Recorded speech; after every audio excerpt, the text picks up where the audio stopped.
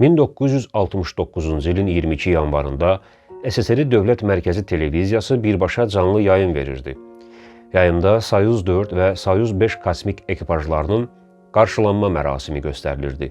Ekipaj üzvləri kosmosa uğurlu uçuşdan geri qayıtmışdılar. Sovet İttifaqı Komünist Partiyasının baş katibi Leonid Brejnev şəxsən onları qəbul edəcəkdi. Qəfildən canlı yayım dayanır. Bir neçə dəqiqə sonra bərpa olunur. Amma bu dəfə kosmonavtların qarşılanması yox, müharibə haqda hansısa sənədli bir film göstərilir. Viktor İlyin 1947-ci ilin 26 dekabrında Leningrad, indiki Sankt-Peterburg şəhərində anadan olub. İlyin valideynlərinin xroniki alkoqolizmlə əziyyət çəkməsi ucbatından kiçik yaşlarından körpələr evinə verilir.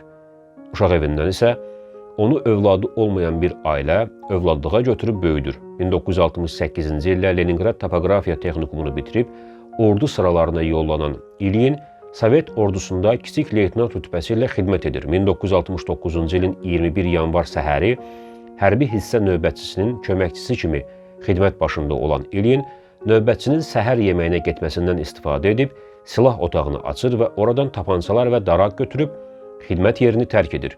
Birbaşa hava limanına yollanan İlyin əvvəlcədən aldığı təyyarə bileti ilə saat 10:40-da Moskvaya uçur. Həmin dövrdə SSR ərazisində təyyarələrin terrorçular tərəfindən ələ keçirilməsi, qaçırılması halları baş vermirdi və buna görə də sərnişinlər yoxlanılmırdı. Həm də Sovet ordusunun zabitindən kim şübhələnərdi ki? Moskvaya çatan İlyin qohumlarından birinin evində gecələməli olur.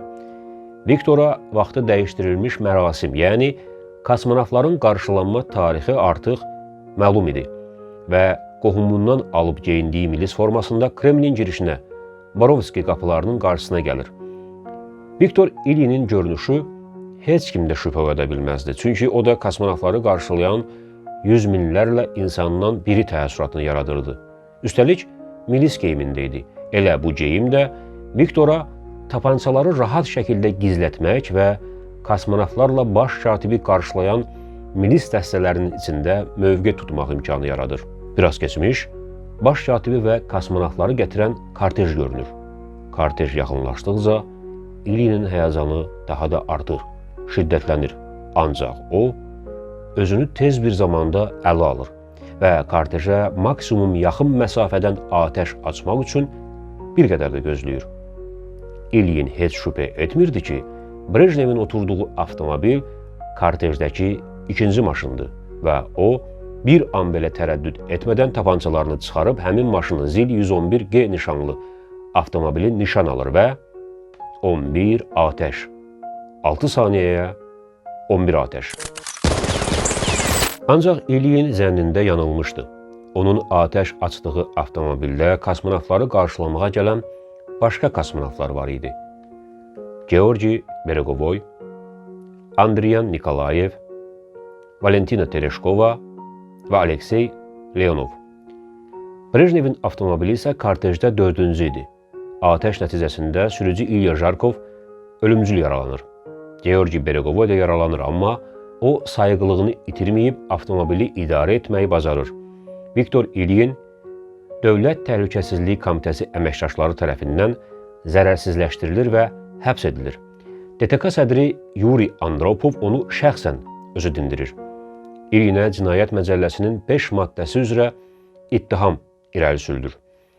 Belə ki, o, antisovet xarakterli uydurmaların təşkili və yayılmasında, adam öldürməkdə, silah oğurluğunda, terror aktı törətməkdə və xidmət yerindən fərarilik etməkdə təqsirləndirilir. Maraqlıdır ki, Viktor istintaqçılar tərəfindən psixi sağlamlığı yerində olmayan biri kimi dəyərləndirilir və buna görə də onu həbsxanaya deyil, 1970-ci ildə Kazanda yerləşən psixiatriya xəstəxanasına göndərirlər. Təsəvvür edə bilirsinizmi?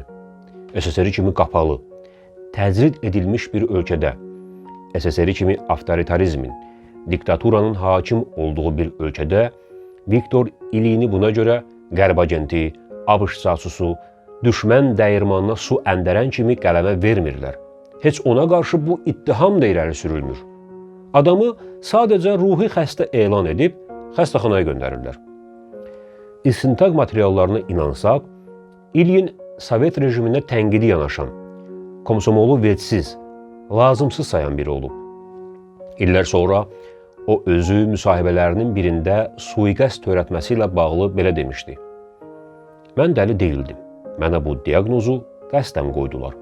Çünki Sovet sistemi ölkə liderinə sağlam bir insanın atəş açmasını qəbul edə bilməzdi. Mən geoloq olmaq istəyirdim. Buna görə də topografiya texnikumuna daxil oldum. Leningraddan uzaq bir çox yerləri, bölgələri gəzdim. Gördükləri məndə dəhşət oyatdı. Yoxsulluq, içki düşkünlüyü, dağıntılar.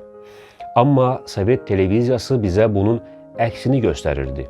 Məndə əminlik yarandı ki, ölkənin başqa yerləri də belədir və mən kommunistlərin həyasızcasına yalan söylədiyini, bizi aldatdıqlarını başa düşdüm. Brejnevin xalq üçün zərərli siyasət yürütdüyünü deyən Viktor İlyin ona bu haqda məktub yazmaq, çıxış yollarını göstərmək qərarına gəlir. Belə dedir.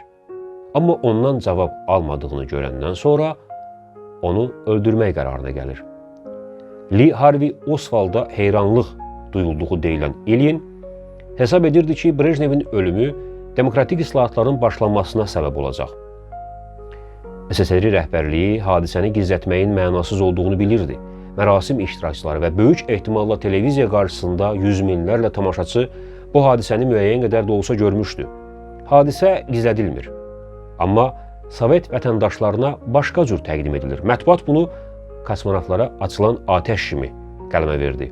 Amma onların qərbdəki həmkarları əmin edirlər ki, bu manipulyasiyadır.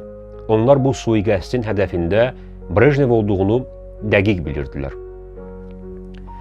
Sovet filosofu Aleksandr Zinavyevin bu sui-qəsd aktına verdiyi şərh daha maraqlı və düşündürücüdür. Zinavyev yazırdı. İnsanların çoxu belə bir murdar, gülünc və əxlaqsız bir rəhbərə tabi olmaq məcburiyyətində qalmışdılar. Belə birisinin rəhbərliyinə və ona dözdüklərinə görə özlərini təhqir olunmuş hesab edirdilər. Viktor İlyini də məhz bu his sui-qəsd aktını həyata keçirməyə sövq etmişdi.